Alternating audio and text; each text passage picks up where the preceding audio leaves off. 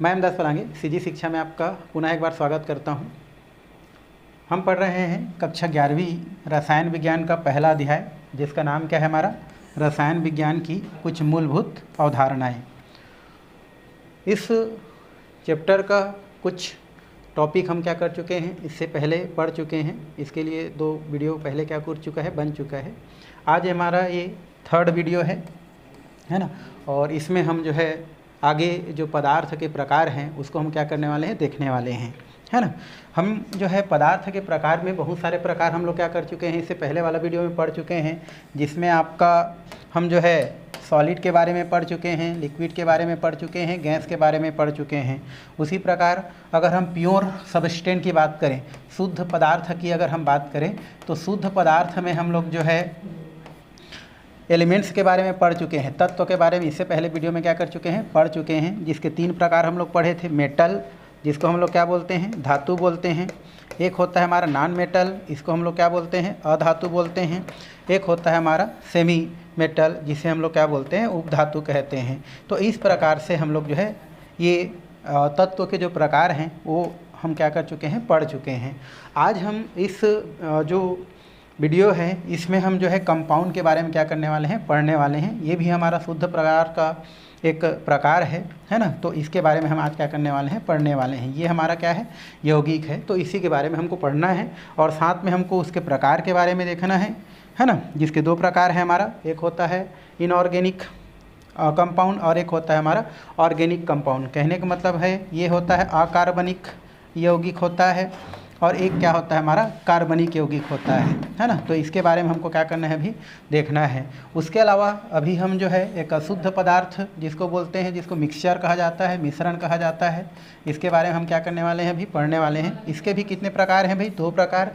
एक होता है होमोजेनस, जिसको हम लोग क्या बोलते हैं, समांगी मिश्रण कहते हैं। और एक हमारा होता है हेट्रोजिनस, जिसे हम क्या बोलते हैं, विषमांगी मिश्रण कहते हैं। तो इन दोनों के बारे में भी पढ़ने वाले हैं। तो पहले हम किसके पास चलते हैं भाई, यौगिक के पास चलते हैं कि यौगिक होता क्या है। यौगिक जो होता है ये एकदम आपका सरल इसका परिभाषा है। यौगिक का मतलब होता है जब 2 तत्व है ना, जब 2 तत्व या 2 से अधिक तत्व, जैसे हम लोग यहाँ पर ले लेते हैं H2 प्लस क्या ले लेते हैं, O2। तो जब 2 तत्व या 2 से अधिक तत्व भार की दृष्टि से जब एक निश्चित अनुपात में क्या हो जाते हैं, मिल जाते हैं, तो उस स्थिति में बना हुआ जो पदार्थ होता है वो क्या कहलाता है, आपका यौगिक कहलाता है, या उसे यौगिक कहते हैं। जैसे यहाँ पर हाइड्रोजन और ऑक्सीजन जो होता है वो भार की दृष्टि से क्या होता है, हमारे एक निश्चित अनुपात में क्या होता है, मिलता है और मिल करके एक पदार्थ बनाता है। तो वो जो पदार्थ है वही क्या कहलाता है, हमारा यौगिक कहलाता है। ठीक है, जिसमें हमारा हाइड्रोजन और ऑक्सीजन का जो अनुपात है वो 2 अनुपात कितना होता है, हमारा 1 होता है। तो इस तरीक़ा से यौगिक को क्या किया जा सकता है, परिभाषित किया जा सकता है। यदि आपसे भी पूछा जाए कि यौगिक किसे कहते हैं, तो आप भी बता सकते हैं कि 2 या 2 से अधिक तत्वों का है ना एक निश्चित अनुपात या भार के दृष्टि से निश्चित अनुपात में जब क्या हो जाता है, वो मिल जाता है, तो वो क्या कहलाता है, आपका यौगिक कहलाता है। और यौगिक के उदाहरण जैसे मैंने बता दिया, H2 एक क्या है, यौगिक है। आप कार्बन डाइऑक्साइड को क्या कर सकते हैं, उदाहरण में लग सकते हैं, ये भी क्या है, यौगिक है। आप नमक को उदाहरण में ले सकते हैं, ये भी हमारा क्या है, यौगिक है। तो इस प्रकार से हम क्या करते हैं, यौगिक को समझ सकते हैं। ये जो यौगिक होता है, इस यौगिक को जो है मुख्यतः यहाँ पर देखें, वैसे तो यौगिक के बहुत सारे प्रकार होते हैं, लेकिन यहाँ पर यौगिक को जो है यहाँ पर 2 भागों में क्या किया गया है, वर्गीकृत किया गया है, 2 भागों में बांटा गया है। पहला हमारा जो भाग है वो है हमारा, ये है अकार्बनिक यौगिक, और दूसरा है हमारा कार्बनिक यौगिक। अकार्बनिक यौगिक क्या होता है, तो इस प्रकार के जो यौगिक होते हैं ये हमको जो है चट्टान के रूप में, है ना, चट्टान के रूप में या खनिज के रूप में क्या होता है, हमको जो है प्राप्त होता है। मतलब अकार्बनिक यौगिक जो होते हैं वो हमको प्रकृति से चट्टान के रूप में या खनिज के रूप में प्राप्त होते हैं। तो ऐसे जो यौगिक होते हैं उसे हम क्या बोलते हैं, अकार्बनिक यौगिक कहते हैं। अगर हम इसमें उदाहरण की बात करें तो उदाहरण में बहुत सारा हम लोग ले सकते हैं। जैसे नमक को भी हम क्या कर सकते हैं, इसके अंतर्गत उदाहरण में रख सकते हैं। सोडियम कार्बोनेट है, इसको आप उदाहरण में ले सकते हैं। कैल्शियम सल्फेट है, इसको उदाहरण में ले सकते हैं। तो ये सब क्या होते हैं, हमारे अकार्बनिक क्या होते हैं, यौगिक होते हैं, जो हमें चट्टान या जो है खनिज के रूप में प्रकृति से क्या होते हैं, प्राप्त होते हैं। यदि हम कार्बनिक यौगिक की बात करें तो कार्बनिक यौगिक वे होते हैं जो हमें जीव जंतु से, है ना, जीव जंतु से, है ना, या हम लोग बोल सकते हैं पेड़ पौधों से क्या होते हैं, प्राप्त होते हैं। तो ऐसा यौगिक जो हमें जीव जंतु या पेड़ पौधे से क्या होते हैं, प्राप्त होते हैं या अवशेष के रूप में प्राप्त होते हैं, तो वो हमारे क्या कहलाते हैं, हमारे कार्बनिक यौगिक कहलाते हैं। और कार्बनिक जो यौगिक होते हैं उसमें मुख्य अगर हम घटक की बात करें तो मुख्य घटक जो होते हैं वो क्या होते हैं, हमारे कार्बन होते हैं। मतलब जनरली क्या होते हैं, कार्बनिक यौगिक में जो है घटक जो होता है क्या होता है, मुख्य घटक कार्बन क्या होता है, पाया जाता है। तो इस तरीक़ा से हम अकार्बनिक यौगिक और कार्बनिक यौगिक को हम क्या कर सकते हैं, समझ सकते हैं। भाई आगे है इसका अलग से हमको क्या करना है, चैप्टर वाइज क्या करना है, पढ़ाई करना है। फिलहाल यहाँ पर हम थोड़ा थोड़ा इसके बारे में क्या किए हैं, देखे हैं। तो ये तो हो गया हम किसके बारे में, यौगिक के बारे में हो गया। अब हम चलते हैं किधर की ओर, दूसरा मिश्रण की ओर, है ना। इससे पहले हम आपको बताएं तो हम चलते हैं किधर, मिश्रण की ओर। मिश्रण क्या होता है इसको हमको देखना है। मिश्रण क्या होता है, जब हम क्या करते हैं, या तो एक से अधिक तत्व ले लेते हैं या एक से अधिक क्या ले लेते हैं, यौगिक ले लेते हैं, है ना, या एक से अधिक हम क्या ले लेते हैं, पदार्थ लेते हैं। और इन पदार्थों को किसी भी अनुपात में क्या कर देते हैं, अगर मिला देते हैं तो उस स्थिति में जो हमको पदार्थ प्राप्त होता है उसे हम क्या कहते हैं, मिश्रण कहते हैं। और मिश्रण में ये जो तत्व होते हैं या एक से अधिक यौगिक होते हैं या और एक से अधिक जो पदार्थ होते हैं वो आपस में कोई क्रिया नहीं करते हैं, तो इसे हम क्या बोलते हैं भाई, मिश्रण कहते हैं। मतलब मिश्रण क्या होता है, एक से अधिक तत्व या एक से अधिक यौगिक या एक से अधिक हमारे जो पदार्थ जब आपस में क्या हो जाए, किसी भी अनुपात में मिल जाए, है ना, तो उस स्थिति में जो बना पदार्थ होता है वो आपका क्या कहलाता है, मिश्रण कहलाता है। और मिश्रण के अंदर जो भी पदार्थ पार्टिसिपेट करते हैं वो आपस में क्रिया नहीं करते हैं। तो ये हो गया हमारा मिश्रण। अगर हम मिश्रण के उदाहरण देखें तो मिश्रण में बहुत सारे उदाहरण ले सकते हैं भाई। जैसे आप जो है आप रेत ले सकते हैं, है ना, साथ में क्या ले सकते हैं, पानी ले सकते हैं। तो रेत और पानी का जो हमारा क्या होता है, जो आपका मिश्रण होता है वो आपका क्या होता है, मिक्सचर के रूप में होता है। आप शरबत को भी इसमें ले सकते हैं, ये भी हमारा क्या होता है, आपका मिश्रण ही होता है। आप इसमें जो है लोहे का जो है छीलन और साथ में उसमें लकड़ी का बुरादा ले सकते हैं, है ना। जैसे लोहे का छीलन होता है, लोहे का यहाँ पर क्या होता है, छीलन, और साथ में इसमें क्या मिला दिया जाए, लकड़ी का जो छीलन होता है, लकड़ी के छोटे छोटे जो क्या होते हैं, बुरादे होते हैं। ये दोनों का जो हमारा क्या होता है, संयोग होता है या मिलाने से जो बनता है वो हमारा क्या कहलाता है, मिश्रण कहलाता है। तो शरबत हो गया, लोहे का छीलन और लकड़ी का छीलन हो गया, रेत और पानी हो गया, ये सब किसके उदाहरण के अंतर्गत आता है भाई, हमारा मिश्रण के उदाहरण के अंतर्गत आता है। तो ये क्या हो गया, हमारा मिश्रण हो गया। मिश्रण भी क्या होता है हमारा, यौगिक के जैसा दो प्रकार के होता है ना। जैसे यौगिक के दो प्रकार था वैसे मिश्रण के दो प्रकार होता है। एक होता है समांगी मिश्रण और एक होता है विषमांगी मिश्रण, है ना। अब हमको पहले किसको देखना है, समांगी मिश्रण को, फिर देखेंगे क्या, विषमांगी मिश्रण को, है ना। समांगी को होमोजिनस बोलते हैं, विषमांगी को हेट्रोजिनस बोलते हैं। तो पहले किसके पास चलते हैं हम लोग भाई, समांगी मिश्रण के पास। समांगी मिश्रण क्या होता है, तो ये ऐसा मिश्रण होता है जिसमें पूरे मिश्रण में जो हमारे कण होता है वो क्या होता है, सर्वत्र रूप से फैला रहता है। कहने का मतलब होता है कि समांगी मिश्रण, हम किसी मिश्रण को तब कहते हैं जब कोई कण क्या होता है, पूरे मिश्रण में समान रूप से जब क्या रहे, फैला रहे, है ना, सर्वत्र पाया जाए। तो उस स्थिति में जो मिश्रण होता है उसे हम क्या बोलते हैं, समांगी मिश्रण कहते हैं। कहने का मतलब ये है, यदि हम क्या करते हैं, पानी ले लेते हैं भाई, और पानी में हम क्या घोल देते हैं, अगर हम शक्कर घोल देते हैं, है ना, तो शक्कर घोलते हैं पानी में, तो हम देखते हैं कि जो शक्कर होता है वो पूरे क्या होता है, जो विलयन होता है उस विलयन के क्या होते हैं, हर तरफ क्या होता है, पाया जाता है। मतलब सर्वत्र क्या होता है, जो शक्कर के जो कण होते हैं क्या हो जाते हैं, आपके फैले रहते हैं। ऐसा नहीं है कि ऊपर वाला में ज़्यादा शक्कर है और नीचे में कम शक्कर है, ऐसा आपको नहीं होता है। आप कहीं से भी क्या कर लो, यहाँ पर उठा के देखो, सब तरफ क्या होता है, जो शक्कर के कण होता है वो पूरे पानी में सर्वत्र क्या होता है, फैला रहता है। तो ऐसा जो मिश्रण होता है उसे हम क्या बोलते हैं, समांगी मिश्रण कहते हैं। मतलब हम ये बोल सकते हैं कि समांगी मिश्रण किसी मिश्रण को तब कहते हैं जब उसमें उपस्थित जो घटक हैं वो पूरे मिश्रण में समान रूप से क्या होते हैं, फैले होते हैं, तो उसे हम क्या कहते हैं, समांगी मिश्रण कहते हैं। ठीक है। और ये जो मिश्रण है, अगर इसके हम उदाहरण की बात करें तो इसके उदाहरण में आप शरबत को ले सकते हैं। भाई शरबत जो होता है, ये शरबत क्या होता है हमारा, पानी और शक्कर का एक क्या है हमारा मिश्रण होता है। तो ये जो पानी और शक्कर का जो क्या है हमारा मिश्रण है वो किसके अंतर्गत आता है, समांगी मिश्रण के अंतर्गत क्या किया जाता है, इसको रखा जाता है। क्यों? क्योंकि शक्कर के जो कण होते हैं वो जितना भी पानी होता है उसके सर्वत्र भाग में क्या होता है, फैला होता है। तो ये हो गया हमारा कौन सा मिश्रण भाई, समांगी मिश्रण।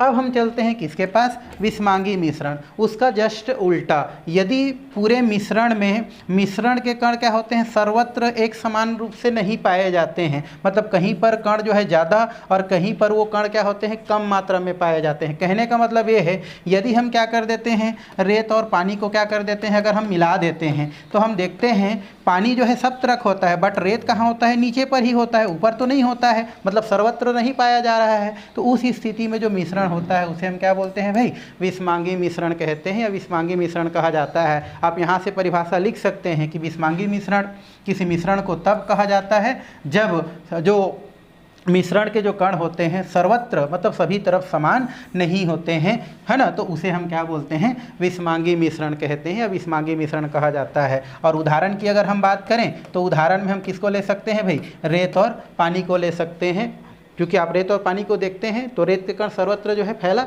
नहीं रहता है। तो ये हमारा कौन सा मिश्रण हो गया, विषमांगी मिश्रण। और भी आप बहुत सारा उदाहरण क्या कर सकते हैं, इसके अंतर्गत रख सकते हैं। तो हमने क्या क्या पढ़ लिया भाई, हमने यौगिक पढ़ लिया और यौगिक के प्रकार पढ़ लिया, और हमने क्या पढ़ लिया यहाँ पर, मिश्रण और मिश्रण के प्रकार। आगे यौगिक और जो मिश्रण होता है उनमें क्या पूछा जाता है, अंतर पूछा जाता है भाई। तो आगे हमको देखना है यौगिक और मिश्रण में अंतर। ठीक है। तो अभी जो यौगिक और मिश्रण में जो अंतर है वो अभी जो हम परिभाषा पढ़े हैं उससे हम क्या कर सकते हैं, यहाँ पर अंतर बना सकते हैं। पहला अंतर तो ये होता है कि जो यौगिक होता है ये आपका क्या होता है, दो या दो से अधिक तत्व, है ना, दो या दो से अधिक तत्वों के निश्चित अनुपात में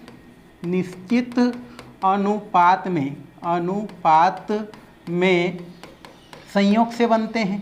किससे बनते हैं हमारा, संयोग से बनते हैं, संयोग से बनते हैं। अभी जस्ट हम लोग पढ़े हैं कि यौगिक जो होता है वो दो या दो से अधिक तत्वों के किससे बनते हैं भाई, निश्चित अनुपात से बनते हैं। जबकि हमारा मिश्रण की बात करें तो मिश्रण होता है उनमें तत्व, है ना, या इसी को हम लोग बोल सकते हैं यौगिक, है ना, या पदार्थ, है ना, किसी भी अनुपात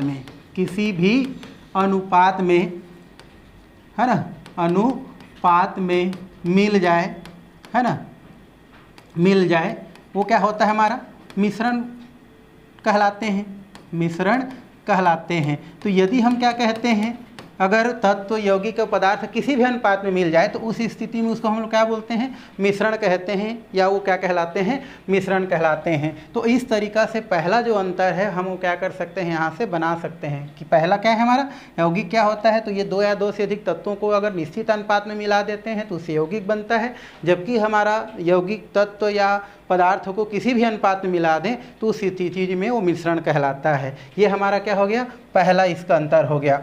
दूसरा अगर हम अंतर की बात करें तो यौगिक जो होता है वो हमेशा क्या होता है, समांगी प्रकृति का होता है, समांगी प्रकृति का होता है। मतलब यौगिक जो है कभी भी विषमांगी नहीं होता है, हमेशा क्या होता है, समांगी प्रकृति का होता है, प्रकृति का होता है। तो यहाँ से आप लिख सकते हैं कि जो यौगिक होता है ये यौगिक क्या होता है, समांगी प्रकृति का होता है, हमेशा समांगी प्रकृति का ही होगा भाई। लेकिन अगर हम बात करें मिश्रण का तो ये दोनों प्रकृति का हो सकता है, ये समांगी प्रकृति का भी होता है और ये हमारा क्या होता है, विषमांगी प्रकृति का होता है। अभी तो जस्ट पढ़े हैं, तो ये दोनों प्रकृति का होता है।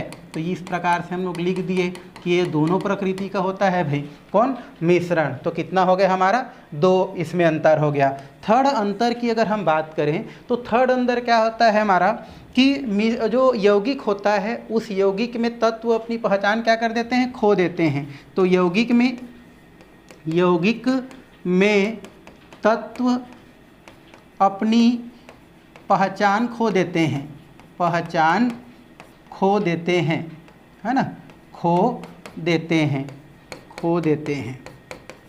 तो यौगिक जैसे ही बनता है तत्वों से, तत्व की पहचान क्या हो जाता है, समाप्त हो जाता है। मतलब अगर हम क्या करते हैं H2 + O2 को मिला के अगर हम क्या बनाते हैं, H2 बनाते हैं, तो ये जो पानी होता है इस पानी में, है ना, हाइड्रोजन और ऑक्सीजन क्या करता है, अपनी पहचान को खो देता है। पहले हाइड्रोजन और ऑक्सीजन रहता है, लेकिन जैसे ही वो क्या बनता है, यौगिक में कन्वर्ट होता है, फिर उसकी जो है अस्तित्व क्या हो जाता है, आपका ख़त्म हो जाता है। लेकिन अगर हम इसमें बात करें मिश्रण में, तो जो घटक होते हैं, है ना, वो पहचान बनाए रखते हैं। तो यहाँ पर लिख सकते हैं मिश्रण में जो घटक हैं या पदार्थ हैं, है ना, तो मिश्रण में घटक अपनी पहचान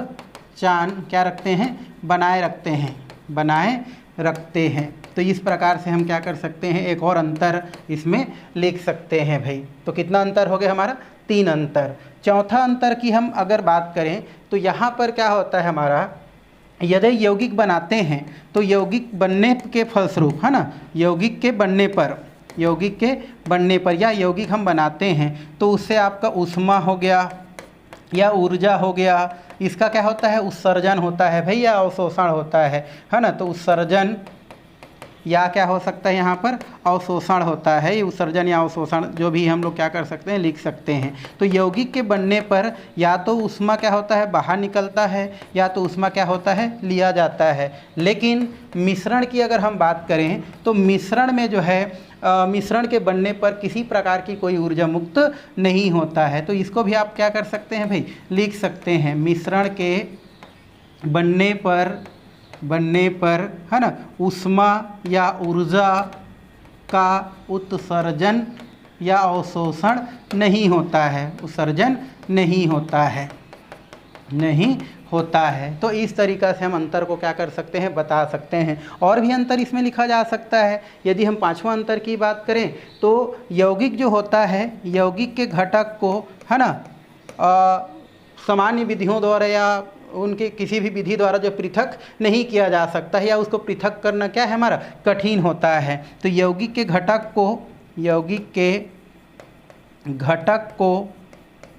को पृथक करना क्या है, कठिन है, करना हमारा क्या है भाई, कठिन है। मतलब आसानी से हम इसको पृथक नहीं कर सकते, या तो नहीं कर सकते हैं, ज़्यादा है ना। पृथक करना क्या है हमारा, कठिन है। जबकि हमारा हम इसकी बात करें तो मिश्रण के घटक को पृथक करना आसान है। तो मिश्रण के घटक को, है ना, सामान्य विधियों द्वारा क्या किया जा सकता है, पृथक किया जा सकता है। सामान्य विधियों द्वारा पृथक किया जा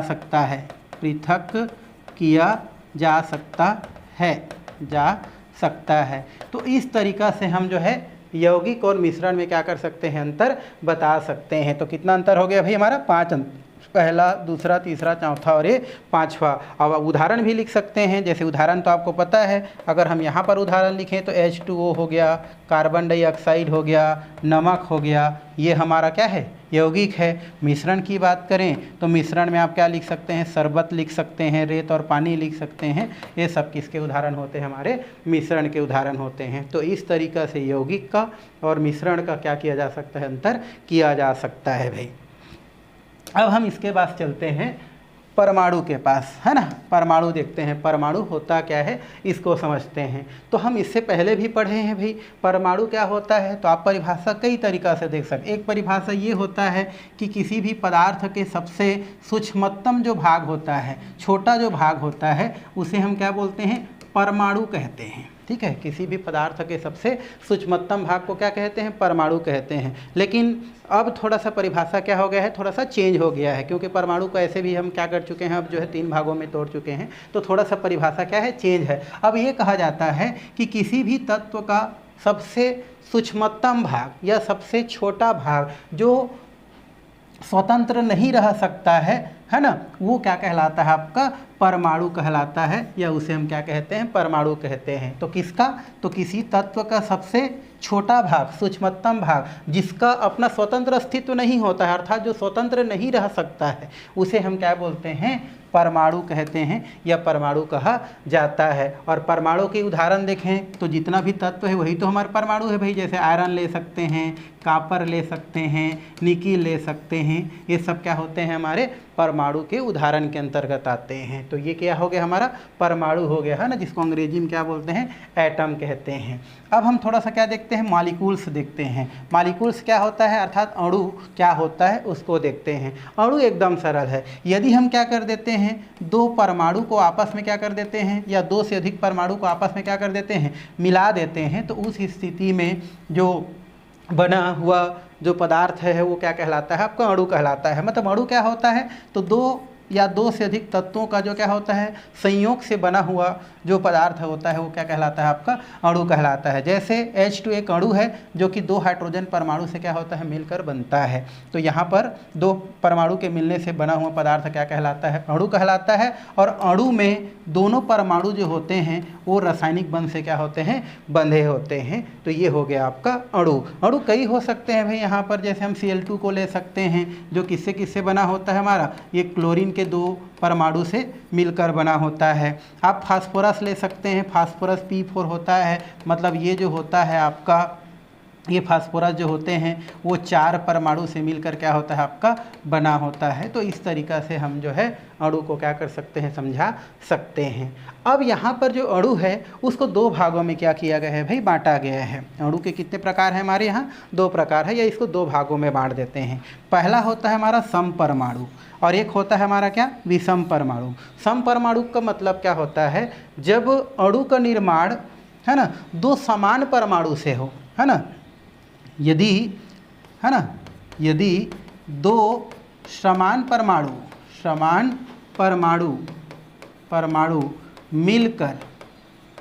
परमाणु मिलकर अणु बनाता है तो उसे समपरमाणविक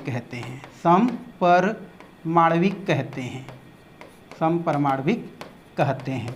मतलब जब समान परमाणु आपस में मिल जाए तो उसे समपरमाणुक। जैसे एक हाइड्रोजन परमाणु और एक और हाइड्रोजन परमाणु अगर आपस में क्या हो जाए मिल जाए तो यहाँ पर जो अणु बनता है वो हमारा समपरमाणुक कहलाता है। क्यों? क्योंकि ये जो हमारा अणु बना है वो 2 समान परमाणु से मिलकर बना है, तो उसे हम क्या बोलते हैं समपरमाणुक कहते हैं। इसके अलावा आप जैसे I2 को ले सकते हैं, ये भी हमारा कितना होता है 2 हमारे समान आयोडीन जो कि समान होते हैं इससे मिलकर बना होता है, तो ये भी हमारा क्या कहलाता है समपरमाणुक कहलाता है। नाम से स्पष्ट है, ऐसा अणु जो 2 समान परमाणु से मिलकर बने या 2 से अधिक समान परमाणु से मिलकर बने उसे समपरमाणुक कहते हैं। अगर हम विषम परमाणुक की बात करें तो विषम परमाणुक मतलब जो अलग अलग परमाणु से मिलकर बने, है ना, या वह अणु